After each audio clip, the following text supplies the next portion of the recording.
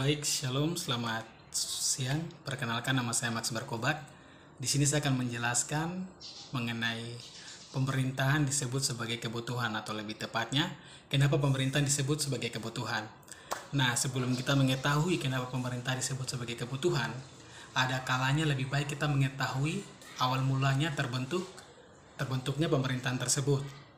Nah, dari buku yang direkomendasikan oleh Bapak, dari apa yang saya dapat dan saya pelajari, ternyata konon pada waktu dulu atau pada masa itu, ketika masyarakat luas belum mengenal pemerintahan, mereka hidup dalam berkelompok atau lebih tepatnya dalam komunitas-komunitas yang kecil yang sifatnya otonom, berpindah-pindah, dan mereka lebih banyak membelanjakan energi mereka untuk mempertahankan diri mereka dari serangan komunitas-komunitas yang lain. Nah, kenapa mereka bisa memperbelanjakan energi mereka yang begitu besar untuk mempertahankan diri dari serangan-serangan komunitas yang lain? Itu dikarenakan karena pada masa itu atau karena pada waktu itu, di mana penindasan itu terjadi di antara komunitas-komunitas yang lemah, di mana komunitas-komunitas yang kuat menindas komunitas-komunitas yang lemah. Komunitas-komunitas yang kuat itu membunuh komunitas-komunitas yang lemah. Komunitas yang kuat ini memperkosa komunitas-komunitas yang lemah. Komunitas-komunitas yang kuat ini juga merampas harta komunitas-komunitas yang lemah.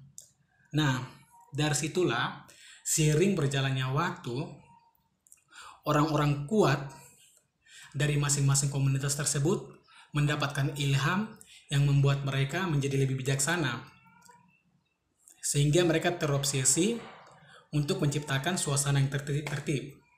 Dari situlah mereka mulai berkumpul lalu bersepakat untuk membuat atau menciptakan kehidupan masyarakat yang bisa diatur sehingga terciptanya suasana yang tertib.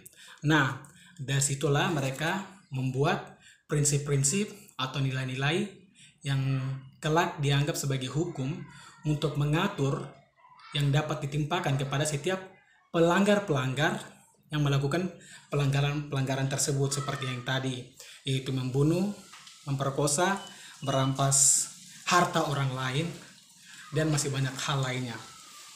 Nah, dari situlah dibentuk pemerintahan. Dan tugas-tugas pemerintahan tersebut terbagi menjadi 7 bagian. Yang pertama yaitu menjamin keamanan negara, baik dari serangan luar maupun pemberontakan dari dalam. Dan yang kedua yaitu memelihara ketertiban di antara warga masyarakat agar tidak terjadinya gontok-gontokan di antara warga masyarakat tersebut. Dan yang ketiga yaitu menjamin diterapkannya perlakuan yang adil, baik yang diperintah maupun yang memerintah, perlakuan adil lebih tepatnya. Dan yang keempat yaitu memberi pelayanan di bidang-bidang pemerintahan yang tidak bisa dilakukan oleh masyarakat tersebut. Dan yang kelima yaitu meningkatkan kesejahteraan sosial tidak hanya di dalam kehidupan masyarakat, tetapi dalam orang-orang yang cacat atau disabilitas atau miskin, seperti itu. Itu yang kelima. Dan yang keenam yaitu menerapkan kebijakan ekonomi yang menguntungkan masyarakat.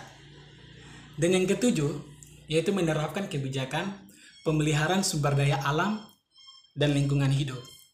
Nah, dari penjelasan tersebut, dari apa yang saya simpulkan tersebut mengenai pemerintahan disebut sebagai kebutuhan, atau lebih tepatnya kenapa pemerintahan bisa disebut sebagai kebutuhan, karena tanpa adanya pemerintahan tidak ada yang namanya keamanan. Tanpa adanya pemerintahan tidak ada yang namanya ketertiban. Tanpa adanya pemerintahan tidak ada yang diatur dan tidak ada yang mengatur, sehingga tidak ada kesejahteraan sosial, tidak ada perlakuan adil, tidak ada pelayanan di dalam kehidupan kelompok masyarakat tersebut. Jadi itu pandangan saya, kesimpulan yang saya ambil dari materi yang sempat saya baca yang direkomendasikan oleh Bapak. Kurang lebihnya seperti itu.